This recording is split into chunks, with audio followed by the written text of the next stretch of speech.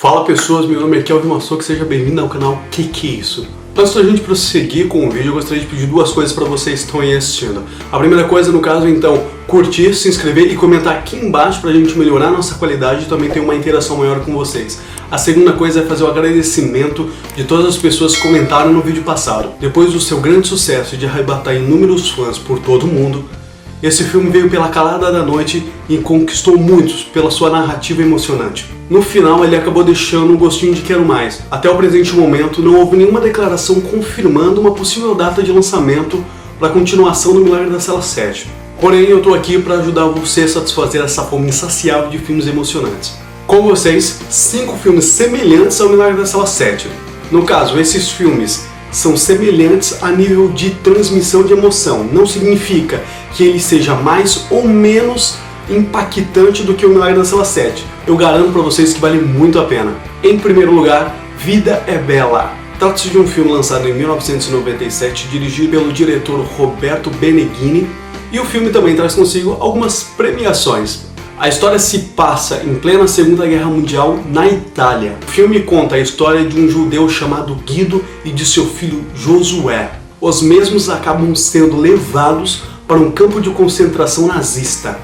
Guido, como pai exemplar e amoroso, faz com que o filho pense que aquilo é tudo um jogo, fazendo então o menino acreditar fielmente que aquilo, na verdade, é um campeonato para ganhar um tanque de guerra, afastando o menino de toda a violência e crueldade que o cercavam. O filme ele acaba sofrendo um preconceito pelo fato de ele já ser um pouco mais antigo. Porém, eu garanto para vocês que não tira o mérito dele. Se ele ganhou todas aquelas premiações e se ele teve algum impacto na vida de alguém, de certeza absoluta que ele vale muito a pena ver. Não é pelo fato da idade, mas sim pelo conteúdo. Segunda posição, A Espera de um Milagre. Para muitos, um clássico. Ainda há uma fração de pessoas que não viram esse filme exatamente pelo mesmo fator anterior. A questão daquele preconceito, pelo filme já ser um pouco mais antigo. O carcereiro, ele tem um relacionamento um pouco incomum com um prisioneiro que está no corredor da morte. Coffey, condenado por um homicídio brutal de 2 meninas gêmeas de apenas 9 anos. O seu tamanho e a sua aparência remetem a uma pessoa que provavelmente conseguiria matar qualquer um.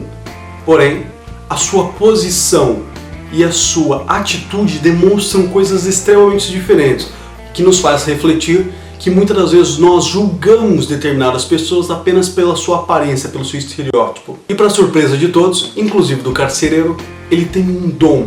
E esse dom se manifesta um pouco mais para frente, fazendo com que o carcereiro reflita um pouco mais sobre o assunto e veja que nos lugares mais inesperados podem haver sim milagres.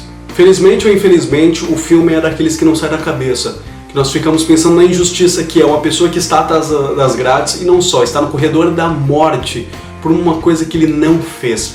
Isso a gente fica na esperança em todo momento de que seja comprovada então a sua inocência. E aí que revira ainda mais o nosso estômago quando isso não acontece.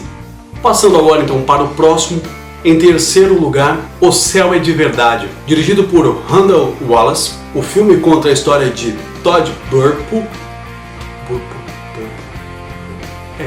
pastor e bombeiro de uma pequena cidade. A história se inicia quando ele e sua esposa se deparam com uma situação um pouco incomum e que sinceramente poderia abalar sua fé, onde seu filho Colton precisa de uma cirurgia urgentemente por conta da sua apendicite. Depois da sua recuperação milagrosa, Colton conta como que foi a experiência de quase morte e acaba por revelar coisas que ele não poderia saber. Convicto que o seu filho visitou o paraíso, Todd acaba por questionar tudo aquilo que ele havia pregado até então.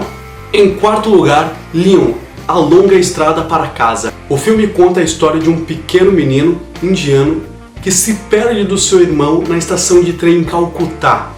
O mesmo passa por grandes desafios para sobreviver sozinho. Isso até ele ser adotado por uma família australiana.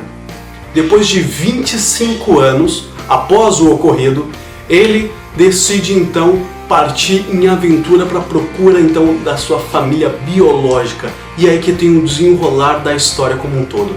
Em quinto lugar, mas não menos importante, 7 Vidas. A vida secreta atormenta Ben Thomas, que decide mudar a vida de 7 pessoas desconhecidas para um propósito maior. Durante a sua jornada, ele acaba conhecendo Emily, uma paciente cardíaca e que tem pouco tempo de vida. Isso acaba mudando completamente toda a história e toda a sua missão. Ele começa a se questionar sobre determinados assuntos. Isso que é o desenrolar da história. Esse pra mim é um filmão. É um filme que eu gosto muito mesmo. Na altura eu fiquei encantado com a brilhante atuação do Will Smith. Mas com o passar do tempo eu acabei ficando ainda mais encantado pelo fato dele conseguir transmitir toda a emoção que o personagem precisava, porque ele tem em suas costas determinadas pressões, ele começa a se culpar em determinadas situações que ele não deveria se culpar e outras que ele deveria, então ele começa a ficar cada vez mais prepotente diante de determinadas situações.